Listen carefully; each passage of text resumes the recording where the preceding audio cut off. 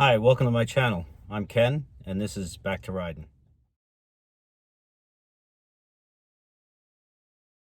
My first bike was a Yamaha DT125 Enduro.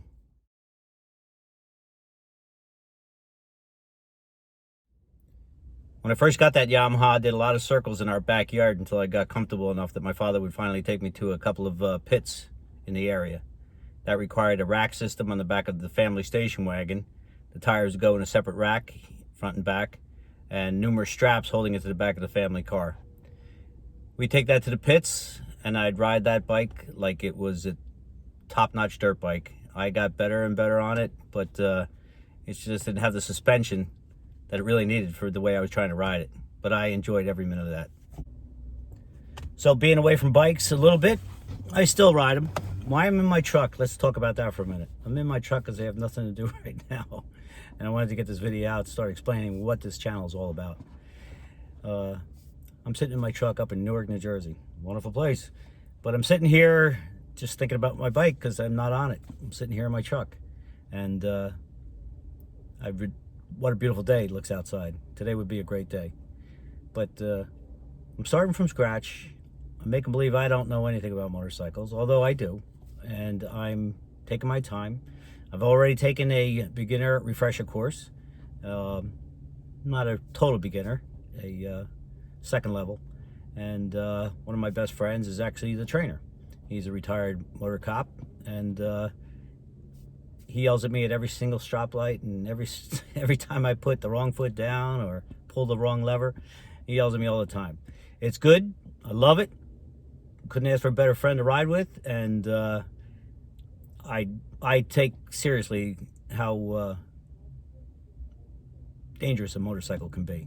So I'm an old man now. Back in the day, I rode like a crazy man, crazy boy.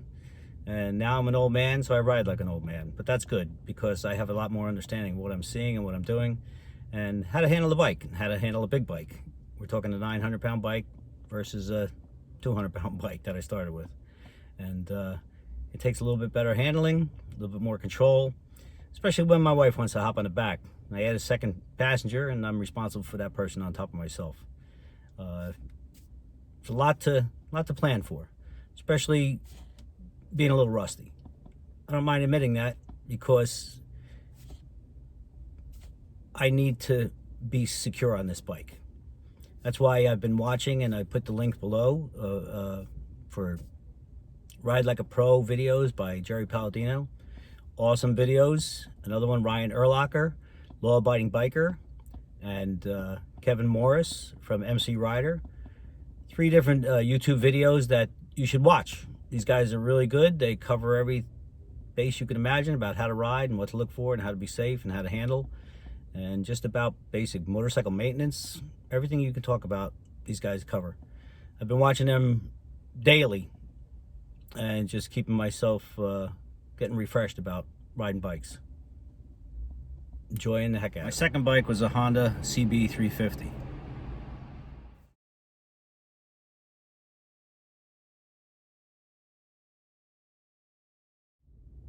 That Honda CB350 was a reliable bike.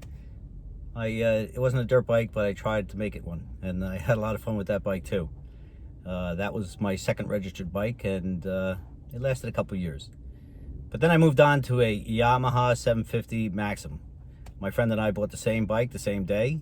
We hopped on his Husqvarna that he was trading in, and on the way up to the dealer, we crashed. Not bad. We weren't hurt. We got back up. Bike was a little dented, but we never told the dealership when we brought it there. We traded it in and jumped on 2 brand new Yamaha 750s. We got about 2 miles away, and a warning light came on my bike, and I said to my friend, we need to go back. It's a brand new bike. We got about 2 traffic lights away from the dealership, stopped at a traffic light, and heard some loud screeching. Car behind us stopped a little far back. The second car behind us did not stop and slammed into the car behind us. Scared the crap out of us, but at that point we made it back to the dealership, shook it off, and drove all the way back home, about a 40-minute ride on our first day. Nervous as can be after crashing on the way to the dealership and almost getting crashed into the back on the way back to the dealership.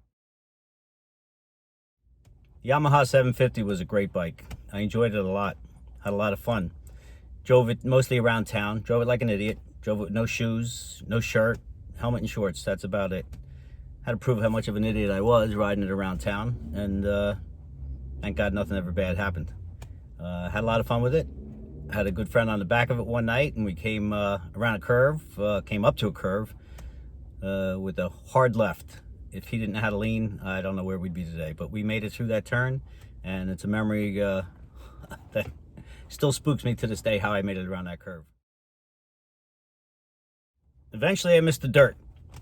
And with another friend of mine, a different friend, I bought a KX250, a Kawasaki KX250 with matching bikes. We bought all the gear, all the dirt bike riding gear. We took them into the trails constantly. I was not afraid to ride one bit, but he was an absolute maniac. He's the type of guy that today, by today's standards, he'd be nothing fancy, but by the standards of the back in the day, he'd be like one of those guys flipping 3 times up in the air and coming off the bike. Amazing rider, no fear whatsoever, a lot of fun to ride with. We had a great time with those bikes. Kawasaki dirt bike and the Yamaha road bike. I wasn't pledging allegiance to any kind of bike, just what I was looking for at that time. At the end of my trailer video for this page, you might have noticed a very old picture. That's a picture of my Uncle Tom, also my godfather. He was riding Harleys back in the 70s. He lived in the Bronx. He would drive down to see us at the Jersey Shore and take myself and my 7 brothers and sisters for rides around the block every year. And it was one of the greatest memories I ever had. One time he brought his motor cop friend, New York City motor cop, brought him down to the Jersey Shore with him. The two wasn't riding together. Pretty sure he had an 8-track player on that bike. And Blair and Elvis all the way down the road. You could hear him coming.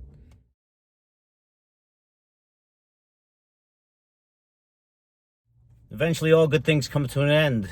My Yamaha rusted away. My 125 rusted away in the shed. My CB350, that just went to the junkyard.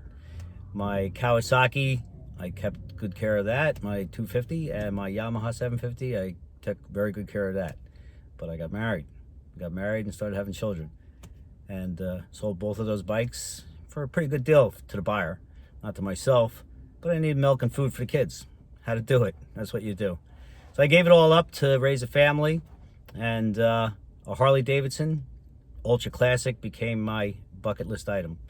And my wife and I would eventually take rides down to Atlantic City, and every trip we'd pass Atlantic County Harley Davidson, and every trip I'd say we need to win enough money so I could stop there on the way home. I couldn't afford a brand new bike. I couldn't afford top dollar full dresser bike, but I wanted one. So I would keep my eyes open, constantly looking, but never committed to actually buying because I had to take care of the family. And that's what I did. And now my kids are all older. They've all moved out. I am a grandpa for the first time. It's the greatest thing in the world. And a bike came into my life. So what I hope to do with these videos is to share with you my experiences of getting back on the bike after being away from them for quite a while. Even though I had those couple of times that I did get to ride friends' bikes and did have a rental here and there. Now that I actually own a bike again and I can ride it the way I want, I can take care of it the way I want, I can add to it the way I want, I'll start explaining how the things I'm going through, some more of the things I'm learning. Again, I'm going to take this as like I'm just around a beginner because safety is #1 priority. So when I come across an item, if I want to add something to the bike, I'll tell you why I'm buying it. But I would appreciate anybody writing to me and telling me, don't buy that, buy this, or don't do this, do that. I'm going to listen to everybody. I'm going to hope I get a lot of great advice. You can critique me all you want. You can call me all the names you want. I don't care. It's all good. You can call me an idiot and tell me to stay off the road. It's all good. But I'm looking for everybody's advice. You never stop learning, and I'm going to admit that right up front.